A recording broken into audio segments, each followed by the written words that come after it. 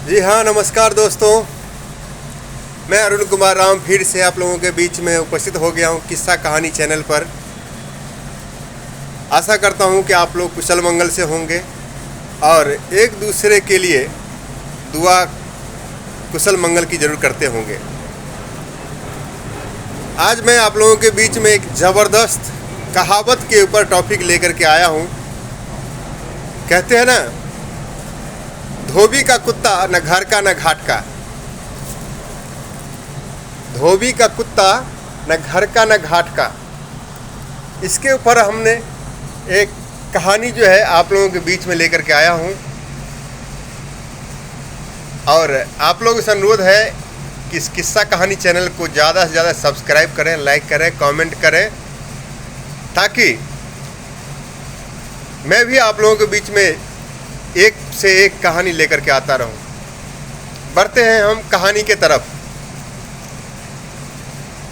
एक शिक्षक अपने बच्चों से क्लास में पढ़ा रही थी। हिंदी का विषय चल रहा था। पढ़ाते पढ़ाते उस हिंदी विषय में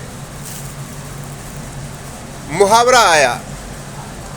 मुहावरे में लिखा था, धोबी का कुत्ता न घर का न घाट का। मैडम ने सब बच्चों से पूछा, बच्चों बताओ इस मुहावरे का अर्थ कौन कौन जानता है? तो किसी ने नहीं कहा कि हम जानते हैं, तो हम जानते हैं। मैडम ने कहा, कोई बात नहीं है, आप लोग अगर नहीं जानते हैं तो मैं इस मुहावरे का अर्थ आप लोगों को समझाती हूँ। आप लोग शांतिपूर्वक बैठे रहें। मैडम ने क्या किया, तो इस मुहावरे का अर्थ एक कहानी के रूप में समझाना शुरू किया। वो कहानी इस प्रकार है कि एक गांव का नाम है सज्जनपुर। सज्जनपुर में एक राजू नाम का लड़का, जो क्रिकेट खेलने में बहुत माहिर था और उसके खेल को देख करके सबको ये लगता था कि आने वाला समय में ये लड़का जो है अपने इंडिया के टीम में जो है अंतर्राष्ट्रीय स्तर पर जो है खेल खेलेगा। भाई साहब, राजू नाम का लड़का खेलने में बहुत तेज, माँ बाप के बहुत प्यारे, लेकिन उसके अंदर में एक गंदी आदत थी। गंदी आदत ये कहा जाए कि उसको खुद के खेल के ऊपर ध्यान नहीं रहता था और उनके दोस्त लोग अगर कभी भी बुलाते कि मैं ये खेल खेल रहा हूँ, चलो मेरे साथ, तो वो जो है बगैर सोचे समझे चल देता था। लेकिन ये क्रिकेट खेलने में बहुत माहिर था और इनके दोस्त लोग क्रिकेट नहीं खेलते थे, अलग अलग तरह के खेल खेलते थे। ये क्या करता था, तो अपनी आदत से मजबूर दोस्तों के साथ चला जाता था। दोस्त लोग इनके ऐसे थे कि इनको जानबूझ करके अपने तरफ खींचते थे, क्योंकि उनके दोस्त को पता था कि ये राजू अकल से जो है पैदल है और इस वजह से अगर कभी भी इनको अगर अपने साथ बुलाना चाहूँ तो ये आ सकता है। और सबको पता था कि राजू क्रिकेट खेलने में बहुत माहिर है, इसलिए इनके ध्यान को भटकाते रहता था। और राजू चंचल दिमाग का आदमी ये दोस्तों की बातों में आकर के क्रिकेट का खेल छोड़ करके अलग अलग का खेल खेलते थे। समय बीतता गया और उसकी मम्मी बार बार कहती थी कि बेटा, कोई भी काम करो उसे सही तरीके से करो और पूर्ण रूप से करो, तब जाकर के सफल होगे, नहीं तो सफल होना संभव नहीं है। राजू अपने मम्मी के बात को टाल देता था। समय बीतता गया। समय के साथ साथ एक बार सज्जनपुर उस गांव में सरकार के तरफ से कुछ ऐलान हुआ। गांव गांव में घूम कर के ऐलान हुआ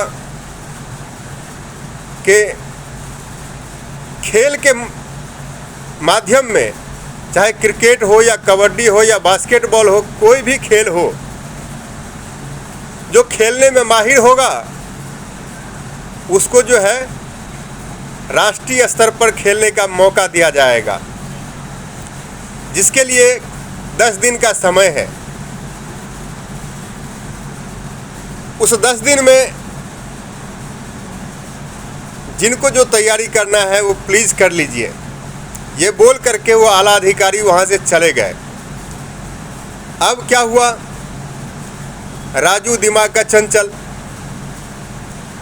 फिर भी उनको जो अपने अंदर में क्रिकेट खेलने की जो कला थी, जो हुनर थी, वो अपने हुनर के तरफ नहीं देखते हुए अपनी दोस्तों के बात में बार बार आते थे और अपना क्रिकेट का खेल छोड़ करके दोस्तों के साथ जो है बहक जाते थे।